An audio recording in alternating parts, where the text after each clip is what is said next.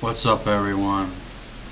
In this video, stand up with Joe Rogan. Joe Rogan meets a crazy stripper. Check it out. What's up? What's going on?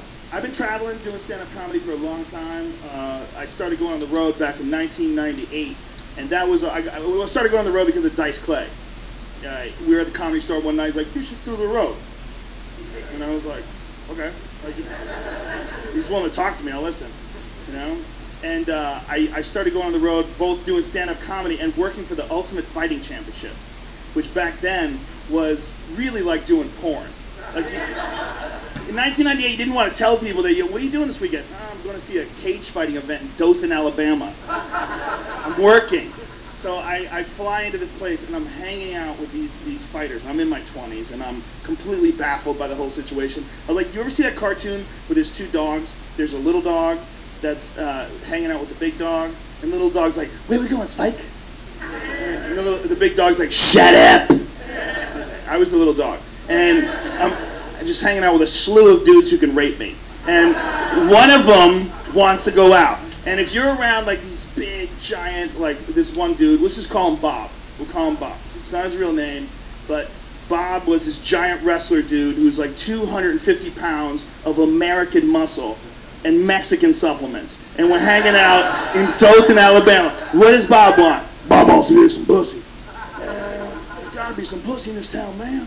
I mean, literally, that's all he wants to do. And we're there with this other dude who is the local DJ. You know, we have to do like morning radio to promote the event. There's this big event down there. And morning radio guy talks like morning radio guy. It's like, what do you guys want to do? There's a voice that somehow or another they're all allowed to use. I know. And it's not like, you know, you're doing a real, like he's doing Jack Nicholson. No, they're all just doing the voice they do at work. It's basically the same thing as the strip club DJ voice. It's very interchangeable. 97.4 the Surf. Like, hey, I know where the girls are. There's a club just outside the town. Let's head out there right now. I can get you the pussy you want. We hop in DJ guy's car, and we start going out of town. And we're in Homeboy's car, and he's playing, you know, his station. We're talking, and Bob is like, "Man, there gotta be some pussy around here, man. I'm telling you, dude." Because Bob's horny. And we start going down a dirt road. I notice there's no more lights. And I'm like, "What's going on?" He's like, "This is where it is." So we go down this dirt road. This is all a true story. We're down this dirt road. There's no lights. And we get to a house. It's a fucking house. And the house has a nylon sign, like one of those signs, you know, we see like temporary sign, and it just says Gentleman's Club. At a fucking house. And I'm like, oh shit, this is a mistake, man. I'm awake, I'm sober now, I'm not high again. So I'm thinking this is a terrible, terrible place to be. He's like, "Man, I hope there's some pussy in there." So I go out with him, and the DJ guy's like, "You go there all the time. Don't worry about it, buddy. Come on in." All right. We walk in the door. It's a fucking come on in, There's like yeah. shelves. People have their shoes there. There's a fucking staircase. Like, this is insanity, man. We go in this room, and if you've ever been to not like an established, beautiful place like Cheetah's, you've ever been to a strip club, if you've ever made a mistake and gone to a house with a vile Gentleman's Club sign in the middle of Dothan, Alabama, you will notice that there's a strange thing about the food chain when it comes to strip clubs. Scary already. The less attractive have to be the most aggressive. It's sort of how nature balances itself out. It's like, you know, hyenas are desperate as fuck. They got to make shit happen right away, right? They're not turtles where there's plenty of food and they live to be 1,000. No, they got to get shit done right now. So if you go to a house that's a strip club with a vinyl sign in the woods down a dirt road with no lights in Dothan, Alabama, those bitches are ferocious.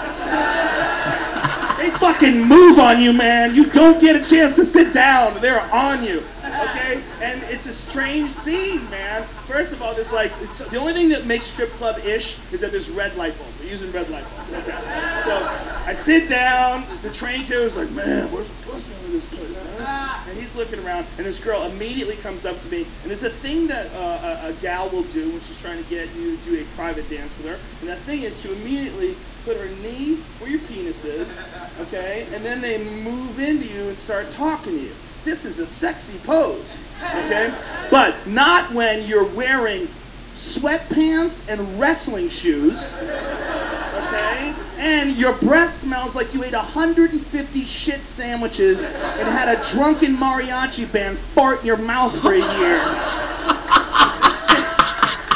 Steps up. I'm not bullshitting, man. She's wearing fucking sweatpants and she's got wrestling shoes on and she's gangster.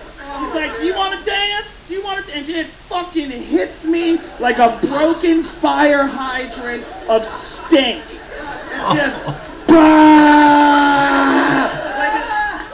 and I don't know what to do. And I'm a polite person. I try to be nice. We're all different. I don't know how she got here. So I'm sitting there, and all I can think of is I have a girlfriend and she doesn't let me get dances. So she starts doing all this. You don't know what the fuck you're missing. You don't know what the fuck you're missing. I'm a badass bitch. I'm a badass bitch. You don't know what the fuck you're missing. I believe. I'm never gonna get out of here alive. I believe you. I believe you. I have fucked up. This is like a fucking movie. You take the wrong turn, then 8 hours later, you're pleading for your life in a basement. Like, this is a fucking disaster. So I gotta find the train killer. So I go over and I'm like, man, we gotta get the fuck out of here. I get up to him, and he has found the only attractive girl within miles. And she has gravitated towards his alpha presence. And she's sitting in his lap, and she weighed 90 pounds. I know this because he told me. She's in his lap, and he looks over at me and goes, she weighed about 90 pounds. Just staring at him. And that, happened exactly this way. He goes, that pussy's gotta be tight. Like, could you imagine breaking a human being down to that? He was calculating mass and size and 90 pounds, and it's a good one. It's a keeper. He's like 6'3". That's a keeper. So, 280. He's with this girl, and they're asking questions. One of the things that he did was the girl would point to every other man in the room.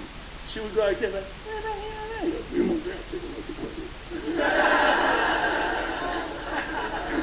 he did that like 10 times. 10 different guys would. The other girl still break her in half.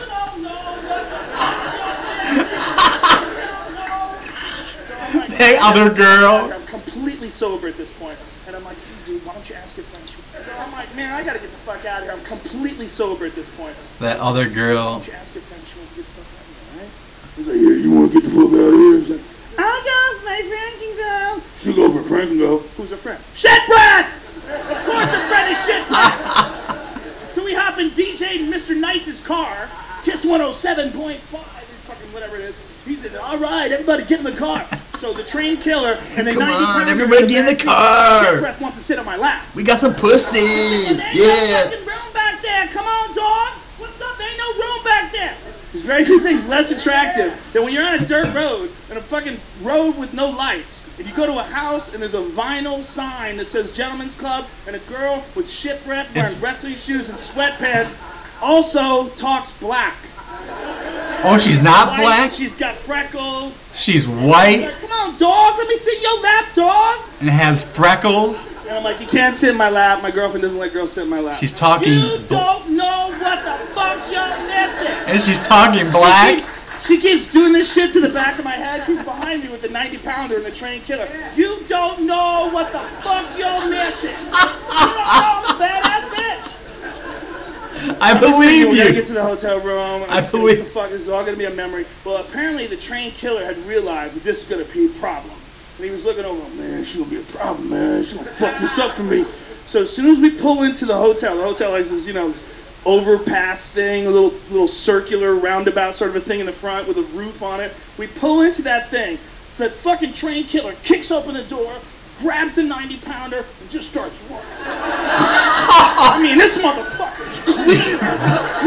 He's got some fucking ass and squat legs on him. He's horny as fuck. And bounds He's horny There's as no way. fuck. She's tied up in the seatbelt. She's trying to get them. Oh, no, you don't. It's me, motherfucker. So Shitbreath is running after the train killer, but this motherfucker puts logs on his back and runs up stadium stairs. So he's just running with this girl. He gets her to the elevator. The elevator doors open. He turns and looks at Shitbreath and boom, just like a horror movie, the door shuts just in the nick of time. This is 1997, 1998, whatever it was. There's no cell phones back then. You couldn't text your friend, OMG, what room letter R, U, letter U in? No, he was gone. He was a ghost. He doesn't want you to know anyway. The door shut. She had a face. I don't even know if he was real. Like, I don't have a photo of him. I don't have a contact number. He doesn't have an email address. He broke that 90 girl and shut. He went to many floors and many rooms. I guarantee it was over. He broke that 90-pound girl in half. He broke her. Shitbreath would not accept defeat. Shitbreath. So she starts throwing a fucking hissy fit. Oh, no, motherfucker. No, you ain't doing this shit to me, motherfucker. And so she starts yelling to try to get attention. One of the managers runs over to her, ma'am, what is the problem? Please, can we stop this? And she goes, I need to know where, she says his name, UFC, motherfucker, he's all with my girl. We came together, we leave together. Wrestling shoes, sweatpants, freckles, tank top. It's a mess. This is a disaster. Okay? You're the last person you want screaming in your lobby. Is a white girl with wrestling shoes on, sweatpants, talking like a black girl, obviously shit-faced drunk, looking for a cage fighter. Bad breath. Really bad. Who may or may not have kidnapped her friend, right? So the manager comes over, they grab her by the arms, they're trying to get her out of there. She's like, I'll leave, motherfucker, I'll leave. I need to use the restroom. I need to use the restroom first. Which is one thing that drunks will always do. When drunks are kicked out of the bar, they always want to get that last victory. They just let me have a little something. Let me use the bathroom. They have this little thing. You can't just kick them out. No, I'll go out, motherfucker, but I'm a human being. Won't you let me use the restroom real quick? Won't you? So they won't let her use the restroom. Like, man, you cannot. You are rude. You're yelling. You're awakening our people. You got to get the fuck out of here. They push her outside the door. She doesn't take 2 steps from the door. But she pulls her sweatpants down, pushes them forward, because she's done this before, all right? She knows not to piss on her sweatpants, because she's been there, done that. She's pushing the sweatpants forward. She's yelling at the hotel, going, y'all got me out here passing in the street like I'm some kind of fucking animal. Oh my God. And Alabama. I'm Alabama. sitting in my car laughing my ass off, thinking this might be the best person I've ever met in my life. I got all the people that you will meet in your life that just will provide you with something you could think about forever. A story. Some inspirational motherfuckers. To tell forever. I think about her more than any of them. I think about her all the time. I wonder if she's alive. I wonder if she has kids. I wonder if she still works at that house. Thank you very much. You guys are my shit.